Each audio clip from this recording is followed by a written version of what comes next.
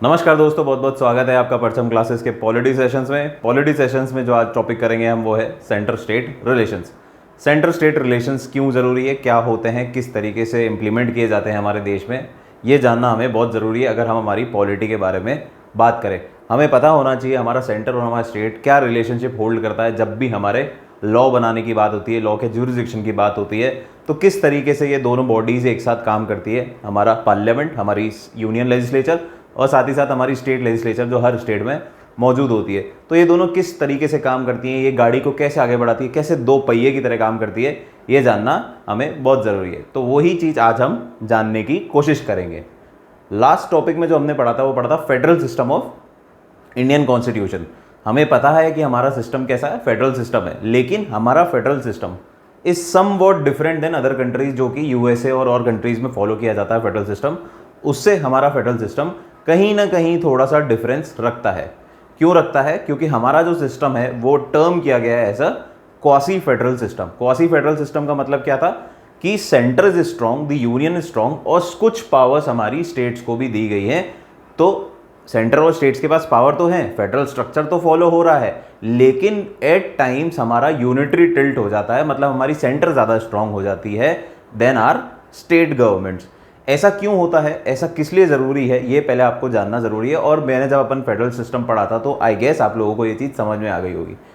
वैसे मैं आपको एक और वापस से एक बार बता देता हूँ कि हमारे यहाँ पे क्वासी फेडरल सिस्टम या यूनिटरी को स्ट्रॉन्ग, यूनियन गवर्नमेंट को स्ट्रॉन्ग रखने की ज़रूरत क्यों थी? क्योंकि जैसा कि मैं आप लोगों को बता चुका हूँ कि 1947 से पहले इंडिया कोई कंट्री नहीं था, इंडिया कोई एक देश नहीं था। यहाँ पे अलग अलग 550-560 रजवाड़े हुआ करते थे, अलग अलग प्रोविंसेस हुआ करती थी जो कि एक साथ थी, नाना प्रकार के लोग थे इस पूरे एरिया में, कुछ सिमिलरिटीज़ थी और उन पे ब्रिटिशर्स और दूसरी यूरोपियन कॉलोनीज राज कर रही थी।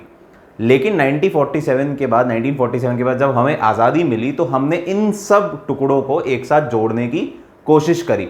बेसिकली होल्डिंग टुगेदर बोलते हैं इसको, कि इन लोगों को हमने जोड़ा, साथ में होल्ड करा, होल्डिंग टुगेदर की बात हो रही है। वहीं पे अगर हम यूएसए की बात करते हैं तो वहां पे 13 अलग अलग टुकड़े मिल के जुड़े, कमिंग टुगेदर, वो सब साथ आके एक यूनियन उन्होंने क्रिएट करी अपनी इच्छा से। लेकिन हमारे यहाँ पे इच्छा बहुत सारे लोगों की नहीं थी, तो हमने कई संघर्ष भी करे, हमने कई धमकियां भी दी। हमारी सेंटर जो हमारी जो यूनियन थी या जो हमारी गवर्नमेंट बनने वाली थी, सरदार वल्लभ भाई पटेल, जवाहरलाल नेहरू, वीपी मेनन, ये सब जो लोग थे, इन्होंने बहुत जिद्दोजहद के साथ हमारे देश का एक नक्शा बनाया, एक देश बनाया, हिंदुस्तान।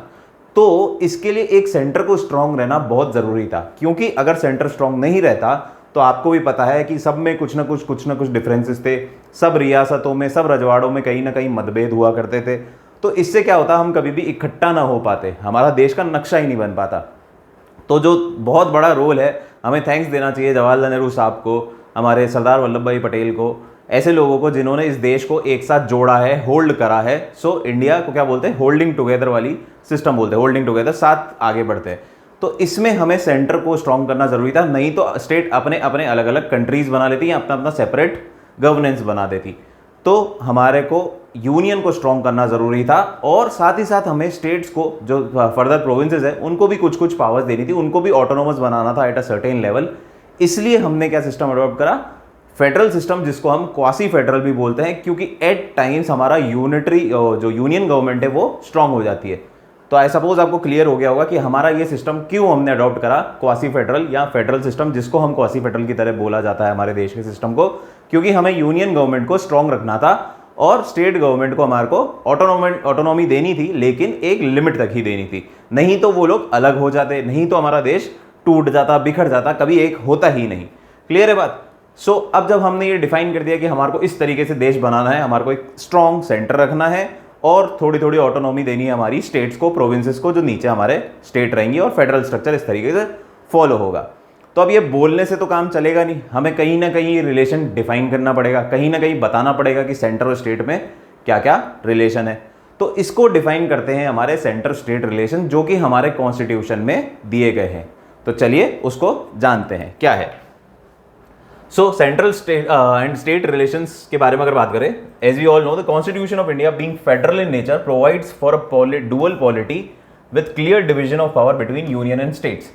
अब क्योंकि यूनियन और स्टेट्स हमें दोनों अपनी यूनियन को पावरफुल रखना है थोड़ा, और स्टेट्स को थोड़ी बहुत पावर, खुद की भी ऑटोनोमस पावर भी देनी है, तो ये डेफिनेशन, ये सारा हमारा डिस्क्रिप्शन कहाँ पे हमारे कॉन्स्टिट्यूशन में, और बहुत ही क्लियरली डिफाइंड है कि सेंटर के पास क्या क्या पावर रहेंगी, स्टेट के पास क्या क्या पावर रहेंगी, कहाँ तक उनकी लिमिट रहेगी, कहाँ तक उनका एक्सटेंट रहेगा, कहाँ तक उनका स्कोप रहेगा।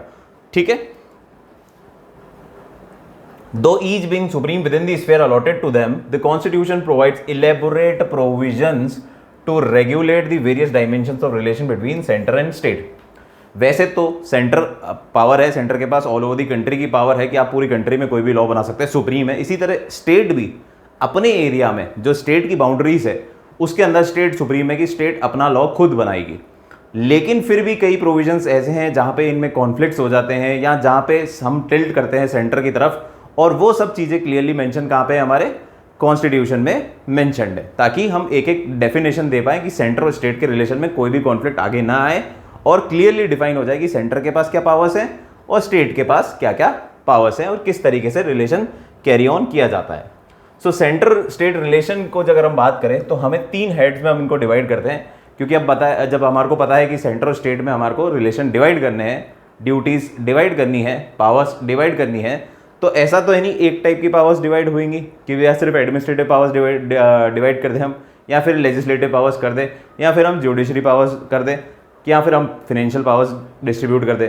हमें सारे सेक्टर में क्या करना पड़ेगा, हमारे को डिवीजन ऑफ पावर करना पड़ेगा या डुअल पॉलिटी फॉलो करनी पड़ेगी। मतलब सेंटर को भी हमारे को कुछ पावर्स देनी पड़ेगी, हमारे केस में कुछ ज़्यादा पावर्स हम सेंटर को देते हैं, क्वासी फेडरल है हम, और कुछ पावर्स हमारे को स्टेट्स को देनी पड़ेंगी। क्लियर है? सो हम क्या करते हैं, 3 में इसको डिवाइड कर देते हैं कि लेजिस्लेटिव रिलेशन के बारे में बात करते हैं, एडमिनिस्ट्रेटिव रिलेशन के बारे में बात करेंगे, और फाइनेंशियल रिलेशंस के बारे में बात करेंगे between centre and state. Clear है? सो इसमें एक है कि जुडिशरी को हम डिवाइड नहीं करते, जुडिशियल सिस्टम जो हमारा है वो इंटीग्रेटेड है, वो इंटीग्रेटेड सिस्टम ही हम फॉलो करते हैं, जो कि जनरली फेडरल सिस्टम्स में फॉलो नहीं होता। जैसा कि हमने पढ़ा था यूएसए के टाइम, यूएसए में फेडरल कोर्ट्स अलग हैं जो फेडरल लॉज को देखते हैं, then they have state courts जो स्टेट लॉज को देखते हैं, वो एक दूसरे के एरिया में एंटर नहीं करते। लेकिन हमारे यहाँ पे क्या है, इंटीग्रेटेड जुडिशरी है, right from the bottom to the top. Clear है? सो सबसे पहले हम उठा लेते हैं लेजिस्लेटिव रिलेशन। तो लेजिस्लेटिव रिलेशन की अगर हम बात करते हैं तो सेंटर स्टेट लेजिस्लेटिव रिलेशन ये मेंशन्ड है हमारा आर्टिकल 245 से लेके 255, 245 से 255 तक हमारे क्या मेंशन है, सेंटर और स्टेट के लेजिस्लेटिव रिलेशन के बारे में सारी कहानियां कही गई है। Part 11 of the constitution deals with the legislative relation between centre and state. There are 4 aspects in the centre state relation, और इनको भी हमने क्या कर दिया, इन सेंटर स्टेट की जो रिलेशंस है इनको हमने 4 एस्पेक्ट में डिवाइड कर दिया है। क्या है? पहला territorial extent of centre and state relation, कि भैया कहां तक ये इनकी टेरिटरीज होंगी, कहां तक ये अपने लॉज बना सकते हैं, both talking in terms of centre as well as in terms of state legislation. Second point आता है हमारा डिस्ट्रीब्यूशन ऑफ लेजिस्लेटिव सब्जेक्ट। अब क्या क्या सब्जेक्ट हैं जिन पे सेंटर रूल बनाएगी, लॉ बनाएगी, और क्या क्या सब्जेक्ट है जिन पे स्टेट लॉज बनाएगी। तो ये डिस्ट्रीब्यूशन हमने क्या कर दिया है, क्लियरली कर दिया है कि ये सब्जेक्ट सेंटर के पास रहेंगे और ये सब्जेक्ट स्टेट के पास रहेंगे। साथ ही साथ कुछ ऐसे सब्जेक्ट्स हैं जो कि दोनों के पास हैं, कि स्टेट भी उस पर लॉ बना सकती है और सेंटर भी उस पर लॉ बना सकती है। उनको क्या बोलते हैं? उनको बोलते हैं कॉन्करेंट लिस्ट। अभी हम डिटेल में और इसको पढ़ लेंगे। देन 2 और है parliamentary legislation in the state field. Parliament कब लेजिस्लेशन बना सकती है? स्टेट फील्ड में, जो टॉपिक स्टेट के हैं लेकिन उस पर भी पार्लियामेंट लॉज बना सकती है। तो इस बारे में हम डिस्कस करेंगे। Third point, central control over state legislation. वहां पे सेंटर का कंट्रोल ओवर स्टेट लेजिस्लेशन। तो आज हम पहले बात करेंगे इन 2 की, territorial extent of centre and state legislation, क्या टेरिटोरियल एक्सटेंट है दोनों का, साथ ही साथ हमारा लेजिस्लेटिव सब्जेक्ट्स क्या क्या हैं। So starting with territorial extent. अब क्या टेरिटोरियल एक्सटेंट है? तो बहुत ही सिंपल सा है, कुछ ज़्यादा माथाफोड़ी है नहीं। टेरिटोरियल एक्सटेंट का मतलब क्या हुआ, कितनी टेरिटरीज पे लॉ बना सकती है। तो अगर मैं सेंटर की बात करूंगा तो सेंटर मतलब हमारे देश की मुख्य गवर्नमेंट, जो हमारी मेन गवर्नमेंट है, पार्लियामेंट।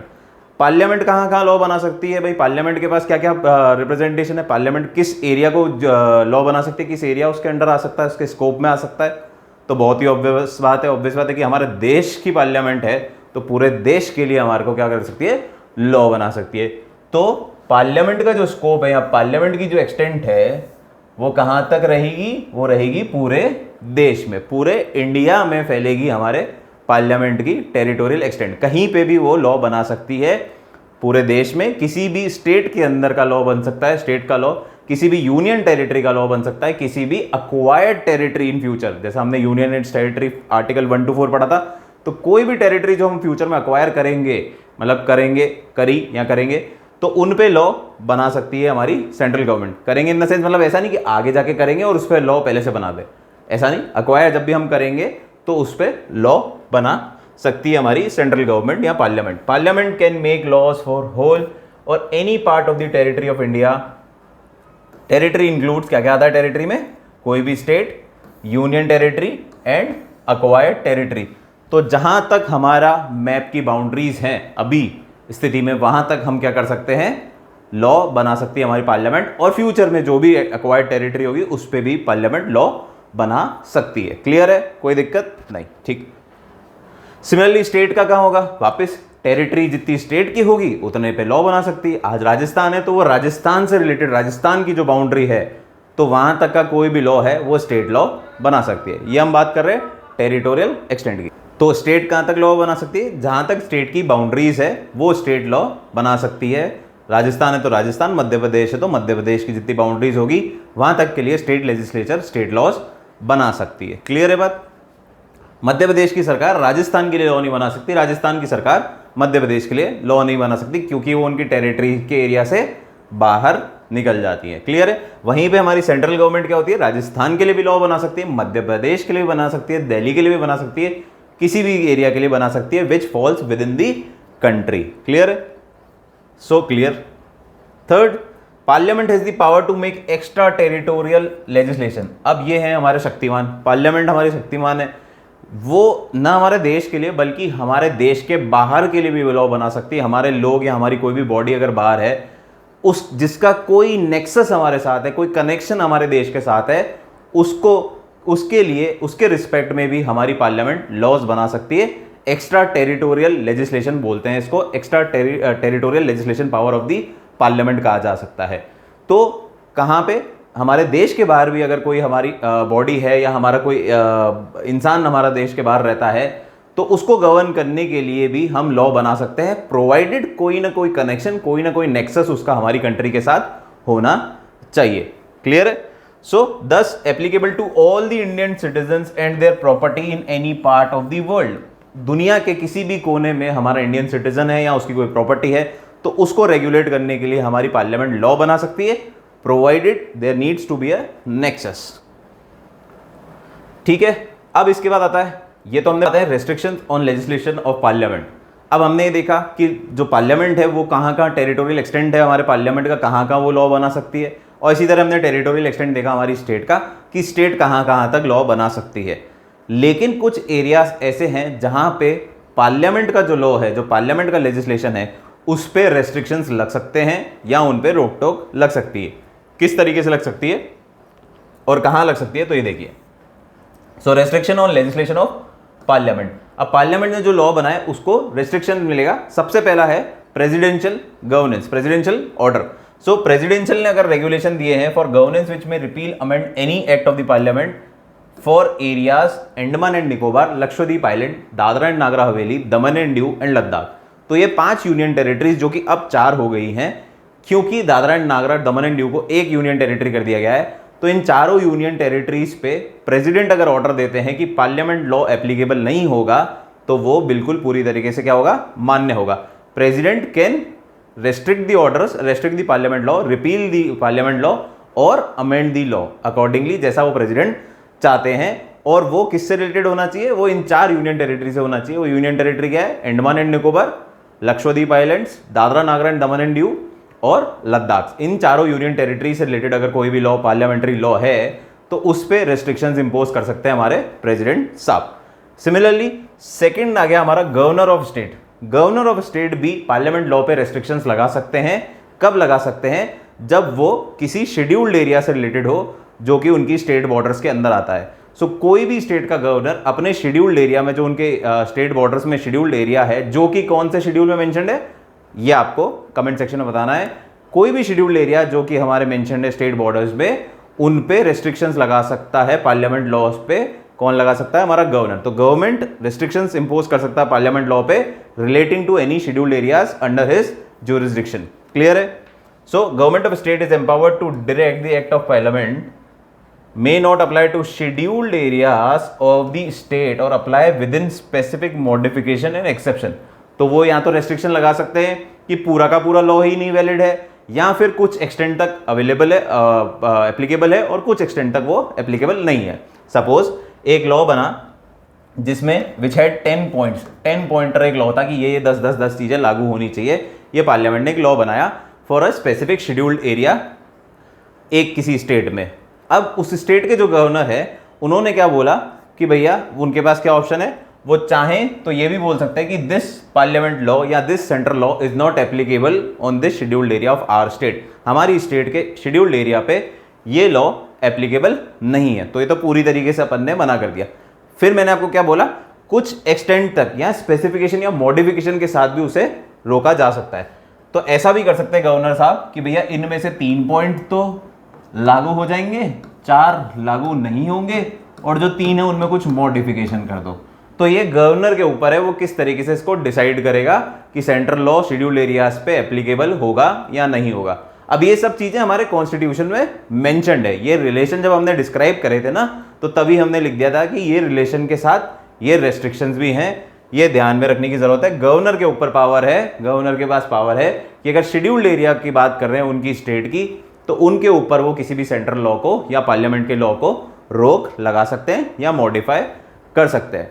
क्लियर है? सबसे पहला, प्रेसिडेंट चाहे तो किसी भी यूनियन टेरिटरी, मतलब 5 यूनियन टेरिटरी जो इसमें मेंशन है, इनफैक्ट 4 यूनियन टेरिटरी जो मेंशन है, Andaman and Nicobar islands, Lakshadweep islands, then हमारा दमन एंड दीव दादरा एंड नागरा, और चौथा हमारा लद्दाख। इन यूनियन टेरिटरी पे रेस्ट्रिक्शंस इंपोज कर सकते हैं कौन? प्रेसिडेंट साहब।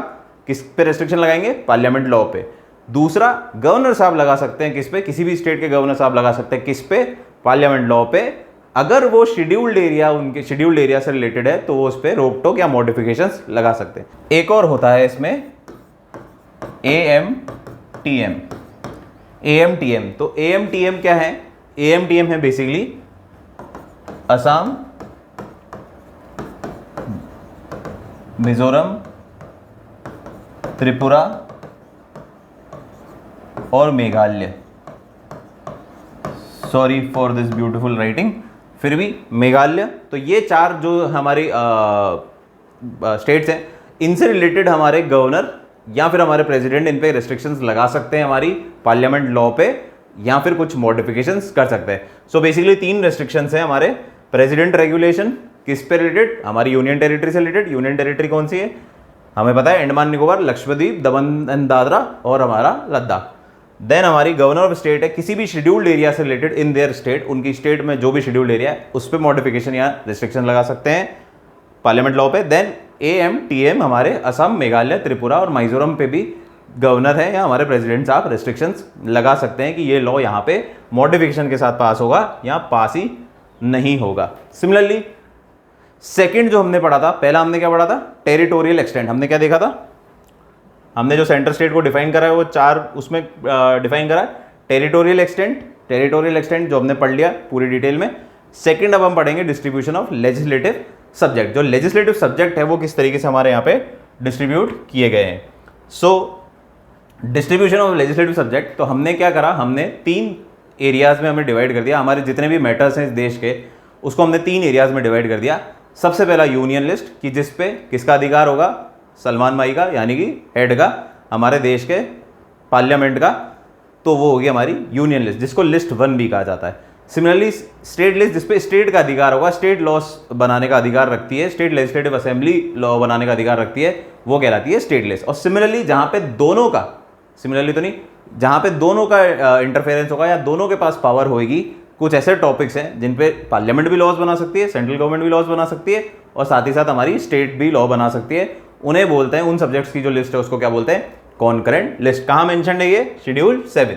सो union list, state list, concurrent list, यहाँ की list 1, list 2, list 3। List 1, list 2, list 3 से भी इनको डिनोट किया जाता है, और बाकी इनके नाम क्या है? यूनियन लिस्ट, स्टेट लिस्ट और कॉन्करेंट लिस्ट। सबसे पहले आता है हमारा यूनियन लिस्ट। सो union list contains 98 subjects. Initially जब स्टार्ट किया गया था तो इसमें 97 सब्जेक्ट्स है, 98 सब्जेक्ट है इसमें, 98 टॉपिक्स हैं। जहां पे हमारी यूनियन लॉज बना सकती है। कौन कौन से होते हैं इसमें? बेसिकली वो होते हैं जो नेशनल इंपॉर्टेंस के लिए होते हैं and admit of uniform laws for whole countries. Whole country, पूरी कंट्री से रिलेटेड होंगे, पूरे देश के लिए जो लॉ बनेंगे नेशनल इंपॉर्टेंस के होंगे वो ही इसके अंदर आएंगे। तो क्या क्या हो सकता है नेशनल इंपॉर्टेंस के लिए? डिफेंस हो सकता है, क्योंकि हमारे देश का डिफेंस है, हमारी देश की बाउंड्रीज को हमें प्रोटेक्ट करना है, तो ये नेशनल इंपॉर्टेंस का पार्ट हो गया।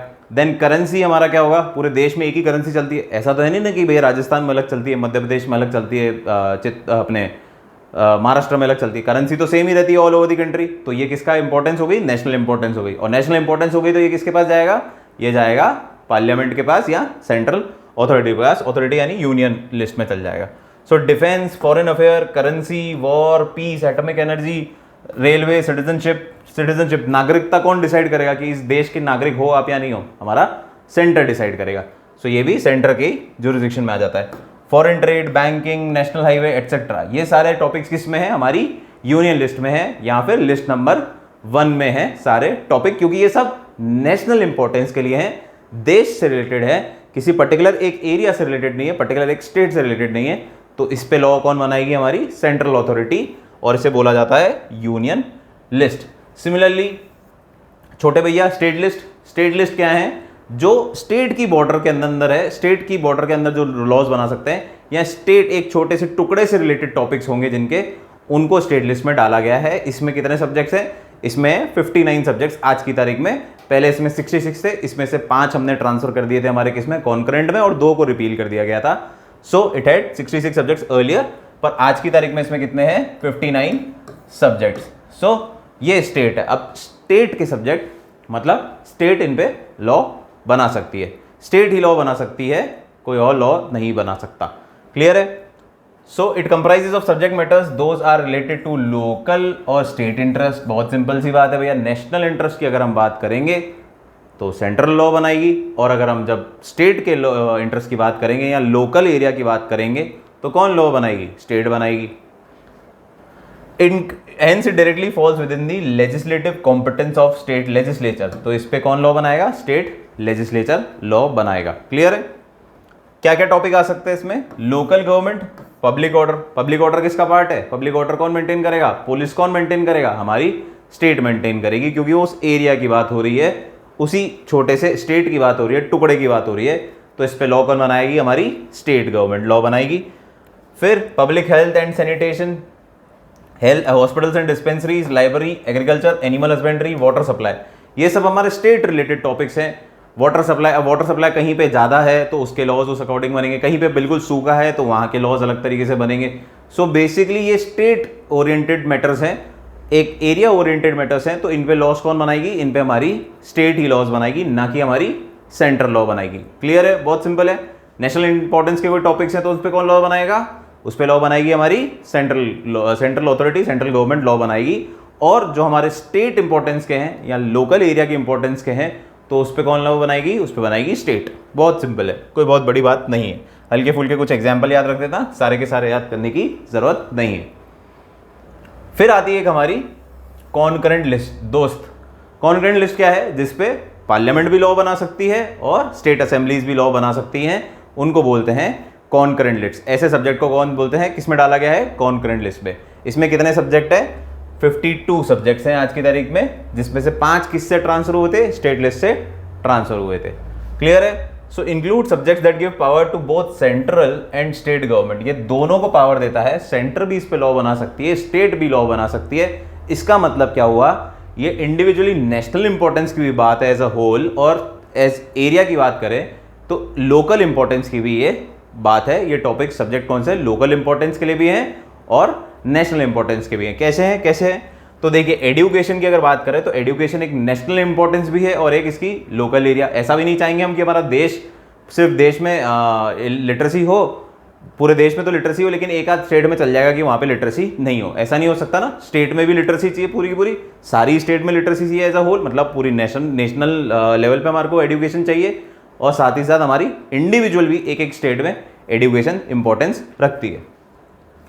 So education including technical education, medical education, universities, population control ऐसा तो नहीं कि भैया नेशनल इंपॉर्टेंस की बात है, सिर्फ पॉपुलेशन हमारे देश को कंट्रोल करनी है, पूरे देश पे तो कंट्रोल दिखनी चाहिए, लेकिन एक आध स्टेट को हम छूट दे सकते हैं कि कोई दिक्कत नहीं, जितने बच्चे पैदा करने करो, कोई कंट्रोल की कोई जरूरत नहीं है।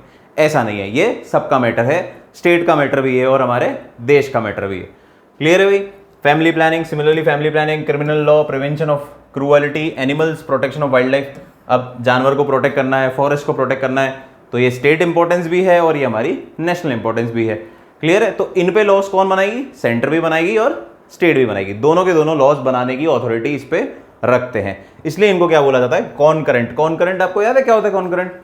बचपन में पढ़ते थे कॉनकरेंट लाइंस, एक के ऊपर एक ओवरलैपिंग कॉनकरेंट लाइंस। तो ये क्या है? जहां पे दोनों इंटरसेक्ट कर रहे हैं बेसिकली, ये मान लें आप। क्लियर है? अब कुछ अमेंडमेंट देख लेते हैं। 42nd अमेंडमेंट 1976 में 5 सब्जेक्ट ट्रांसफर किए गए कॉन्करेंट लिस्ट में फ्रॉम स्टेट लिस्ट। ये मैं अभी जैसे आपको बता चुका हूं कि स्टेट लिस्ट में से 5 सब्जेक्ट ट्रांसफर कर दिए हमने, कहां पे? कॉन्करेंट लिस्ट में। कब? 42nd अमेंडमेंट के साथ 1976। क्या थे? एजुकेशन, क्योंकि ये पहले हमें ऐसा लगता था कि ये स्टेट की हेडेक है कि एजुकेशन सिर्फ स्टेट देखेगी, स्टेट लॉज बनाए उनको देखना, लेकिन ऐसा नहीं है, ये नेशनल इंपॉर्टेंस की बात है, इसलिए इसे क्या कर दिया गया? कॉन्करेंट में डाल दिया गया। Forest, weights and measure, protection of wild animals and birds, administration of justice, जिसके अंदर क्या आता है? Constitution, organisation of all courts except supreme and high courts. सो सारे कोर्ट का जो स्ट्रक्चर, कॉन्स्टिट्यूशन है, गठन है किसी भी कोर्ट का, किसी भी लेवल पे जो कोर्ट क्रिएट कर रहे हैं हम, उसका ऑर्गेनाइजेशन और उसका कॉन्स्टिट्यूशन और उसका ऑर्गेनाइजेशन यानी संगठन और उसका संचालन हम कौन मैनेज करेगा? कॉनकरेंट लिस्ट में आ जाएगा। तो दोनों उसको उसके ऊपर लॉ बना सकते हैं। कौन दोनों? हमारा सेंट्रल लॉ भी बन सकता है और स्टेट लॉ भी बन सकता है, मतलब पार्लियामेंट भी लॉ बना सकती है और स्टेट असेंबली भी लॉ बना सकती है। लेकिन अब जब दोनों को ये अधिकार मिल गए, ऑब्वियसली बात है, दोनों बेटे हैं, दोनों को अधिकार मिल गए, तो दोनों में कहीं ना कहीं लड़ाई भी होती है। सेंट्रल में भी लॉ में भी लड़ाई है और स्टेट लॉ में भी के पास भी पावर है, दोनों लॉ बना सकते हैं, सेंट्रल अथॉरिटी भी और स्टेट असेंबली भी। तो कहीं ना कहीं इनमें क्या हो जाती है? कॉन्फ्लिक्टिंग सिचुएशन अराइज हो जाती है कि सेंटर ने जो लॉ बनाया और जो स्टेट ने लॉ बनाया वो दोनों सिंक्रोनाइजेशन में नहीं है, कहीं ना कहीं डिफरेंसेस हैं, कहीं ना कहीं डिफरेंसेस है। जब हम अप्लाई करते हैं लॉ तो कहीं ना कोई कॉम्प्लेक्सिटीज आती है, कहीं ना कोई दिक्कतें आती हैं, जिसकी वजह से कॉन्फ्लिक्ट अराइज हो जाते हैं। तो ऐसे कॉन्फ्लिक्ट में कौन जीतेगा, कैसे फैसला करेंगे? तो क्या होता है? If there is a conflict between laws made by parliament and state legislation on the same subject, the constitution provide. ये कौन प्रोवाइड करता है? मैं नहीं, आप नहीं, कोई नहीं, कॉन्स्टिट्यूशन में लिखा हुआ है ये कि constitution provides for a central law to override state law. मतलब सेंट्रल लॉ जो होगा वो विजयी घोषित होगा स्टेट लॉ के अगेंस्ट। कब? जब कोई भी कॉन्फ्लिक्ट हो जाता है। तो इसे क्या बोलते हैं? Central law has the overriding capacity to state law, state law को ओवरराइड कर सकता है। क्लियर है? फिर आता है हमारा 101वां अमेंडमेंट 2016, 101 अमेंडमेंट 2016, जिसमें जीएसटी से रिलेटेड कानून बनाया गया। So made a special provision with respect to goods and services tax. ये प्रोविजन बनाया गया हमारा 101st अमेंडमेंट के साथ जीएसटी। अब जीएसटी क्या है? जीएसटी में क्या है? सेंटर का भी कुछ लेन देन है, जीएसटी में हमारे स्टेट का भी कुछ लेन देन है, इसलिए दोनों को अथॉरिटी दे दी गई कि भैया आप इस पे लॉ बनाए। क्यों? अगर आपने कभी सुना हो जीएसटी में तो एक एसजीएसटी होता है, एक सीजीएसटी होता है, तो दोनों के पास अधिकार है। सो सीजीएसटी से रिलेटेड अगर कोई प्रोविजंस है, यह है central goods and service tax, इस पे कौन लॉ बनाएगा? सेंटर बनाएगी। और अगर एसजीएसटी की बात करेंगे तो इस पे कौन लॉ बनाएगा? इस पे लॉ बनाएगी state, state goods and service tax, तो इस पे लॉ बनाएगी स्टेट। तो हमने दोनों को पावर दे दी, जीएसटी वाला जब अपने लॉ निकाला तो हमने दोनों को पावर दिए, सेंटर के प्रोविजंस पे लॉ बनाएगी और स्टेट के प्रोविजंस पे लॉ बनाएगी। साथ ही साथ क्या होता है, कभी कभी जो लॉ होता, जो transaction of goods and services होता है वो फ्रॉम स्टेट 1 टू स्टेट 2 भी होता है। जैसे राजस्थान से महाराष्ट्र अगर कोई हमने लेन देन करी, या राजस्थान से गुजरात करी, या महाराष्ट्र से गुजरात करी, एनी विच वेज, तो वहां पे क्या हो जाता है? इंटर स्टेट ट्रांजेक्शन हो जाता है, या inter state sale of good and services हो जाता है। तो इस पे कौन लॉ बनाएगा? इस पे लॉ बनाएगी हमारी सेंटर, इस पे हमारी लॉ बनाएगी सेंटर। कौन लॉ बनाएगा? हमारा सेंटर बनाएगा। So both state and central government can make laws with effect to goods and services. Centre भी बना सकती है, स्टेट भी बना सकती है, imposed by the union state. Parliament has exclusive rights. However, Parliament has exclusive rights to make laws in respect of goods and services and tax with the supply of goods and service is inter state. तो तब कौन law बनाएगा? तब हमारे बनाएंगे parliament. कौन बनाएगी? Parliament. Clear है बात, समझ में आई? तो जीएसटी पे क्या है, स्टेट भी लॉज बना सकती है related to SGST and all, उनके प्रोविजन से रिलेटेड, और सेंटर भी लॉ बना सकती है, सीजीएसटी जिसको बोलते हैं हम। लेकिन जब इंटर स्टेट सर्विसेज होती हैं या इंटर स्टेट ट्रांजेक्शन होते हैं एक स्टेट से दूसरी स्टेट, तो उस वक्त किसको अथॉरिटी मिलेगी? उस वक्त स्टेट को नहीं मिलेगी, उसको अथॉरिटी मिलेगी किसको? पार्लियामेंट को, यानी हमारी सेंट्रल बॉडी को। क्लियर है जीएसटी? क्लियर? तो दोनों अमेंडमेंट क्लियर हो गए, 42nd और 101 अमेंडमेंट आपको क्लियर हो गए इन रिस्पेक्ट ऑफ। क्यों पढ़े हमने ये अमेंडमेंट? किसी को पता पड़ा क्यों पढ़े हमने अमेंडमेंट? क्योंकि ये हमारे सेंटर स्टेट रिलेशंस को डिफाइन कर रहे हैं, इसलिए हमने ये पढ़े। सिमिलरली अब कुछ सब्जेक्ट, अब हमारा देश बना जब, तो ऐसा तो है नहीं कि हमारे को सारे सब्जेक्ट पता ही थे कि भैया आगे जाके हमारे साथ ये सब्जेक्ट आएंगे और ये हमने डाल दिए लॉज में और कुछ होगा ही नहीं आगे। हमारा देश भी तो इवॉल्व कर रहा है, दुनिया भी तो इवॉल्व कर रही है, नई नई चीज़ें आ रही है, नई नई टेक्नोलॉजी आ रही है, नए नए एस्पेक्ट्स आ रहे हैं इस दुनिया में निकल के। तो कुछ ऐसे सब्जेक्ट्स हैं जो कि हम पहले से डिसाइड नहीं कर सकते कि भैया ये सब्जेक्ट रहेंगे और इनको कौन रखेगा, इनको सेंटर रखेगी या फिर स्टेट रखेगा। तो ऐसे सब्जेक्ट को बोलते हैं हम रेजिडुअरी सब्जेक्ट, जो हम शुरू से डिसाइड नहीं कर सकते। हमें पता नहीं है कि ये कौन सा सब्जेक्ट आने वाले टाइम में एज इवोल्यूशन होगा, कौन कौन सी ऐसे टॉपिक्स आएंगे, कौन कौन से ऐसे सब्जेक्ट्स आएंगे, पॉइंट्स आएंगे जिनको लॉ में कन्वर्ट करने की जरूरत पड़ सकती है। तो ऐसे सब्जेक्ट्स को बोला जाता है रेजिडुअरी सब्जेक्ट्स, यहाँ बचे हुए सब्जेक्ट। रेजिडुअल क्या होता है? बचा हुआ जो होता है वो सब रेजिडुअरी है। क्लियर है? सो हमारी जो कॉन्स्टिट्यूशन है वो रेजिडुअरी सब्जेक्ट को पावर किसको देता है कि भैया power to make laws with respect to residuary subjects that are not enumerated in any 3 list is conferred to the parliament. तो इन तीनों लिस्ट में, कौन सी 3 list? Union list, state list और कॉन्करेंट लिस्ट में अगर कोई टॉपिक नहीं आया तो वो कहां जाएगा? वो जाएगा पार्लियामेंट के पास, क्योंकि रेजिडुअरी सब्जेक्ट की पावर्स किसके पास है? पार्लियामेंट के पास है। क्लियर है बात? रेजिडुअरी सब्जेक्ट कौन से? जो कि उस पॉइंट ऑफ टाइम पे हमें नहीं पता कि ऐसा जो आगे हो सकता है, लेकिन विद फर्दर इवोल्यूशन या फर्दर मूविंग अहेड हमें पता पड़ता है कि ये भी एक नई चीज निकल के आई है और इस पे लॉ बनाना, कानून बनाना जरूरी है। तो इस पे कानून कौन बनाएगा? इस पे कानून बनाएगा पार्लियामेंट। क्लियर है? जब तक उसे हम एक लिस्ट में पर्टिकुलरली नहीं डाल देते। सो ये हमारा रेजिडुअरी सब्जेक्ट है। रेशनल क्या है इसके पीछे रेजिडुअरी सब्जेक्ट को कि भैया पार्लियामेंट बनाएगी? So rational behind the residuary power is to enable the parliament or any subject which has escaped the scrutiny of the house and subject is not recognisable at present.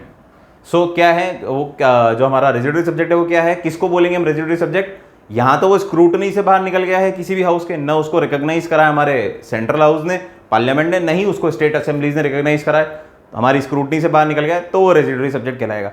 या फिर at present ऐसी कोई चीज ही नहीं है जो अभी हम बता सकते हैं कि इसके ऊपर लॉ बनाना भी जरूरी है। ये विद सब्सिक्वेंट इवोल्यूशन या subsequent development, subsequent later stage हमारे को पता पड़ रहा है कि इस पे भी हमें लॉ बनाने की जरूरत है, इन सब्जेक्ट पे भी हमें लॉ बनाने की जरूरत है, तो वो कहलाएंगे रेजिडुअरी सब्जेक्ट। क्लियर है?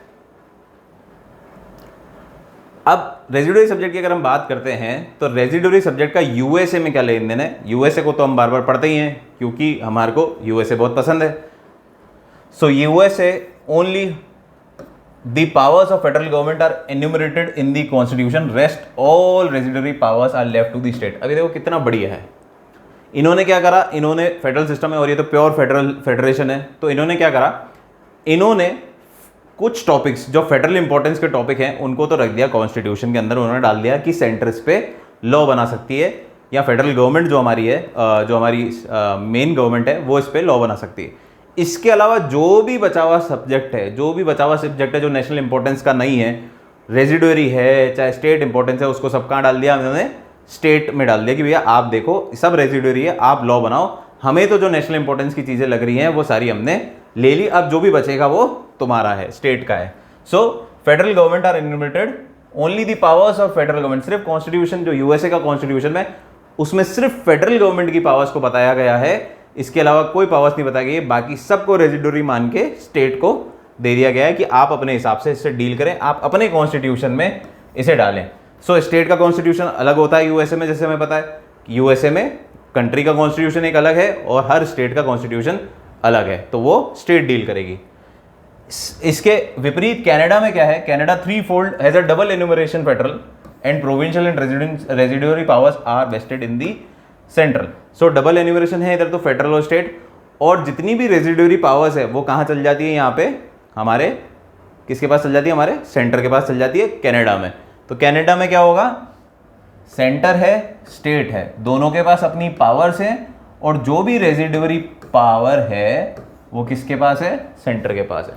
तो सेंटर के लिए डिफाइंड है कौन सा सब्जेक्ट है, स्टेट के लिए डिफाइंड है कौन सा सब्जेक्ट है, इसके अलावा जो भी रेजिडुअरी सब्जेक्ट है वो सारे के सारे सेंटर के पास है। क्लियर है। हमारे यहाँ पे क्या है, हमारे यहाँ पे पुराने टाइम से यानी कि 1935 में जब हमारा गवर्नमेंट ऑफ इंडिया एक्ट आया था तब से ही हमने क्या कर दिया था, थ्री फोल्ड सिस्टम बना दिया था। थ्री फोल्ड सिस्टम क्या था, सेंटर के पास अपनी पावर्स हैं, स्टेट अपने लॉ टॉपिक्स हैं, सब्जेक्ट हैं स्टेट लॉज के पास, और तीसरा एक और हमने बनाया था कॉन्करेंट। कॉन्करेंट मतलब जिसपे स्टेट भी लॉज बना सकती है और हमारी सेंटर भी लॉ बना सकती है। ये तीन हमने शुरू से बना दिए थे। थ्री फोल्ड सिस्टम हमने कब बना दिया था, government of India act 1935, GOI act 1935 में बना दिया था। लेकिन जो रेजिडुअरी सब्जेक्ट्स थे तब के टाइम में जो रेजिडुअरी सब्जेक्ट्स थे तो उसकी पावर सेंटर के पास ना होके कहां पे थी, गवर्नर जनरल को थी। किसके पास थी, पार्लियामेंट के पास नहीं थी उस टाइम की, पार्लियामेंट के पास, बल्कि किसके पास वेस्ट करती थी, गवर्नर जनरल के पास पावर्स रहती थी रेजिडुअरी सब्जेक्ट पे लॉज बनाने की। क्लियर है। गवर्नमेंट ऑफ इंडिया 1935 पे। अब क्या डिफरेंस आ गया, अब ये गवर्नर जनरल की जगह क्या आ गया, रेजिडुअरी पावर पार्लियामेंट के पास चल गई। सो बेसिकली जीओआई एक्ट 1935 में सेंटर के अपने टॉपिक थे, स्टेट के अपने पास टॉपिक थे, कॉन्करेंट अलग थे। इसके बाद जो रेजिडुअरी बचते थे वो हम दे देते थे गवर्नर जनरल को। किसको दे देते थे, गवर्नर जनरल को। सेंटर के अपने थे, स्टेट के अपने सब्जेक्ट थे, और कुछ सब्जेक्ट ऐसे थे जिन पे सेंटर भी लॉ बना सकती थी और स्टेट भी लॉ बना सकती थी, उनको कॉन्करेंट बोलते हैं। तो ये वाला पार्ट तो हम आज भी ऐसा का ऐसा ही अडॉप्ट करते हैं। सेंटर के पास सभी सब्जेक्ट है, स्टेट के पास अपने सब्जेक्ट है, कुछ टॉपिक्स ऐसे हैं जिन पे दोनों लॉ बना सकते हैं, उनको बोलते हैं कॉन्करेंट सब्जेक्ट, और उनको कॉन्करेंट लिस्ट में डाला गया है। ये ऐसा का ऐसा हम फॉलो करते हैं। लेकिन जो रेजिडुअरी, जो बचे हुए सब्जेक्ट हैं जो कि हमें नहीं पता अभी हैं या फ्यूचर में जाके आएंगे, वो गवर्नमेंट ऑफ इंडिया एक्ट में तो क्या था, गवर्नर जनरल को ट्रांसफर कर दिए गए थे।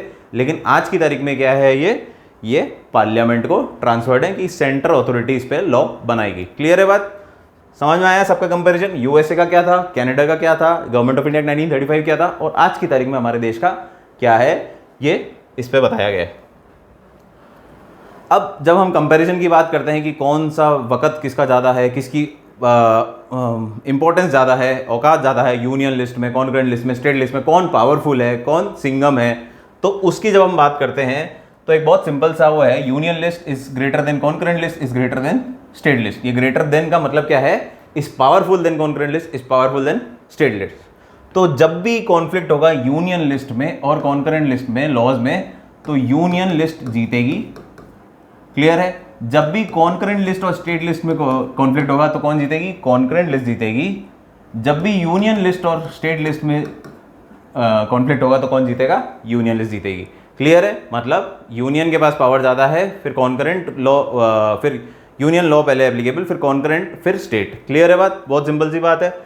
लेकिन अब इसमें प्रॉब्लम क्या आती है, ये तो कोई प्रॉब्लम नहीं है, बहुत क्लियर है। जब भी क्लैश करेंगे यूनियन और कॉन्करेंट तो यूनियन विजयी, यूनियन और स्टेट तो यूनियन विजयी, कॉन्करेंट और स्टेट तो कॉन्करेंट विजयी।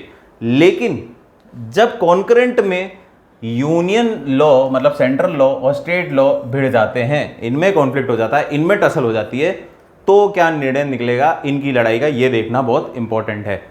क्लियर है। सेंट्रल लॉ जैसा कॉन्करेंट में हमको पता है, सेंटर भी लॉ बना सकती है और स्टेट भी लॉ बना सकती है। लेकिन सपोज करो इनमें कोई कॉन्फ्लिक्ट हो गया, क्योंकि लॉ तो पार्लियामेंट ने भी बनाया और लॉ स्टेट ने भी बनाया, दोनों ने बना दिया सपोज। अब ये दोनों सिंक्रोनाइजेशन में नहीं है, कहीं ना कहीं क्या है, इनमें लड़ाई है, कहीं ना कहीं इनमें कॉन्फ्लिक्ट है। लड़ाई इन द सेंस मतलब कहीं ना कहीं इनके दो पॉइंट्स हैं जो आपस में आड़े आ रहे हैं, दो पॉइंट्स हैं, ज्यादा भी हो सकते हैं। बेसिकली ये एक दूसरे के कहीं ना कहीं क्लैश कर रहे हैं। क्लियर नहीं है, सिंक्रोनाइजेशन में नहीं है, हार्मनी में नहीं है, एक ही सुर ताल में नहीं है। तो उस केस में क्या होता है, कौन जीतेगा, सेंट्रल लॉ प्रिवेल करेगा। बहुत ही सिंपल सी बात है, हमारी कंट्री कौन सी है, क्वासी फेडरल। क्वासी फेडरल मतलब we are federal most of the times, but at times union is stronger, unitary tilt ले लेते हैं हम। तो सिमिलरली कॉन्करेंट में सेंटर और स्टेट दोनों लॉ बना सकती है, but at time of clashes or conflict central law will prevail, क्योंकि हमारी यूनिटरी टिल्ट ले लेते हैं हम। क्लियर है, सिंपल है बिल्कुल, ओके। हालांकि इसका एक एक्सेप्शन है, बहुत ही सुंदर सा एक्सेप्शन है, थोड़ा सा समझना। If there is a state law reserved for the consideration of president, अगर कोई स्टेट लॉ है, मतलब कॉन्करेंट टॉपिक है, स्टेट लॉ भी बन सकता है, सेंट्रल लॉ भी बन सकता है। स्टेट लॉ को रिजर्व कर दिया गया है गवर्नर साहब ने for the consideration of president. कर सकते हैं, गवर्नर साहब के पास बिल पास होने गया, उन्होंने बोला नहीं भैया हम प्रेसिडेंट साहब के पास भेजेंगे फॉर कंसिडरेशन, और प्रेसिडेंट साहब ने उसको अपनी रजामंदी दे दी, रिसीव्ड हिज असेंट, तो then state law will be applicable in the state, ना कि सेंट्रल लॉ। यहां पे हमने क्या बोला था कि सेंट्रल लॉ स्टेट लॉ की लड़ाई होगी अगर कॉन्करेंट लिस्ट में, तो सेंट्रल लॉ प्रिवेल होगा। ये जब दोनों लॉ मौजूद हैं, दोनों लॉ बन चुके हैं। लेकिन अगर कोई ऐसा स्टेट लॉ है जो बन रहा है और उसे गवर्नर ने रोक दिया है, किसके लिए? प्रेसिडेंट साहब की कंसिडरेशन के लिए, प्रेसिडेंट साहब की असेंट के लिए, और उसको प्रेसिडेंट साहब की असेंट मिल गई और उसको प्रेसिडेंट साहब ने रजामंदी दे दी कि हाँ भैया ये चलेगा, तो जो सेंट्रल लॉ बना हुआ है वो एप्लीकेबल नहीं होगा, बल्कि कौन सा हो जाएगा? ये स्टेट लॉ एप्लीकेबल हो जाएगा, स्टेट लॉ को इंपॉर्टेंस मिल जाएगी। कब? जब प्रेसिडेंट की असेंट मिलेगी, जब उस बिल को गवर्नर ने प्रेसिडेंट असेंट के लिए भेजा और प्रेसिडेंट की असेंट मिल गई, तभी। क्योंकि प्रेसिडेंट कौन है? हमारे देश के राजा हैं प्रेसिडेंट साहब, तो हमारे देश के सबसे बड़े आदमी हैं, तो इन्होंने अगर अप्रूवल दे दिया तो फिर पार्लियामेंट सेंट्रल लॉ तो नहीं चलेगा ना, उसके सेंट्रल लॉ की क्या होगा? फिर प्रेसिडेंट साहब ने बोल दिया तो फिर सेंट्रल लॉ की जगह क्या चलेगा? स्टेट लॉ चलेगा। क्लियर है बात? लेकिन इसमें भी एक आगे पॉइंट है कि it would still be competent for the parliament to override the law by making a subsequent law. लेकिन फिर भी एक पावर पार्लियामेंट को और दे दी, कोई बात नहीं बेटा, तुम्हारे को भी तो राजा रखना है हमारे को, तो कैसे रखेंगे? तो हमारे को तुमको पावर कैसे देंगे कि भैया अगर एक बार का तो प्रेसिडेंट साहब ने ऑर्डर करा तो कौन सा चलेगा? स्टेट लॉ चलेगा। लेकिन पार्लियामेंट क्या कर सकती है? सब्सिक्वेंट लॉ ला सकती है विथ नेसेसरी चेंजेस या अमेंडमेंट, कुछ भी चेंज करके, और इस वाले लॉ को ओवरराइड कर सकती है, इस वाले लॉ को ओवरराइड कर सकते हैं। क्लियर है बात? समझ में आती है? एक बार और समझ लेते हैं। वैसे सिंपल है, पर फिर भी अगर किसी को डाउट है तो एक बार और समझ लेते हैं। सपोज ये कॉन्करेंट लिस्ट का एक टॉपिक है, तो इस पे स्टेट भी लॉ बना सकती है और हमारी सेंटर भी लॉ बना सकती है। दोनों ने अगर लॉ बनाया और दोनों में कोई कॉन्फ्लिक्ट है तो कौन प्रिवेल करेगा? Central law. इसको हम सेंटर कर देते हैं, कॉन्करेंट और उसमें कंफ्यूज मत हो जाए, सेंट्रल लॉ है, ठीक है? या इसको पार्लियामेंट कर दो, आप इसको कर लो पार्लियामेंट लॉ। तो कौन सा प्रिवेल करेगा? पार्लियामेंट लॉ करेगा। अगर स्टेट लॉ भी है और सेंट्रल लॉ भी है तो पार्लियामेंट वाला, मतलब सेंट्रल लॉ जो है वो प्रिवेल करेगा कॉन्करेंट लिस्ट पे। लेकिन अगर स्टेट लिस्ट लॉ बन रहा है और गवर्नर साहब ने इसको भेज दिया प्रेसिडेंट असेंट के लिए, किसके लिए भेज दिया गवर्नर साहब ने? प्रेसिडेंट असेंट के लिए। पार्लियामेंट लॉ मौजूद है, स्टेट लॉ बना, उन्होंने गवर्नर साहब ने इसको बोला रोक जाओ, मैं इसको प्रेसिडेंट के पास रजामंदी के लिए भेज रहा हूं, और प्रेसिडेंट ने क्या कर दिया? इस पे ग्रीन टिक लगा दिया, प्रेसिडेंट साहब ने इस पे ग्रीन टिक लगा दिया, तो फिर कौन प्रिवेल करेगा? ये वाला स्टेट लॉ विल प्रिवेल, ये वाला स्टेट लॉ विल प्रिवेल। अगर प्रेसिडेंट साहब ने अपनी मंजूरी दे दी, क्योंकि प्रेसिडेंट साहब की भी तो पावर है, इनके पास पावर रहती है, तो इनको पावर मिली और स्टेट लॉ, एब्सोल्यूट वीटो भी बोलते हैं इस पे, स्टेट लॉ प्रिवेल करेगा।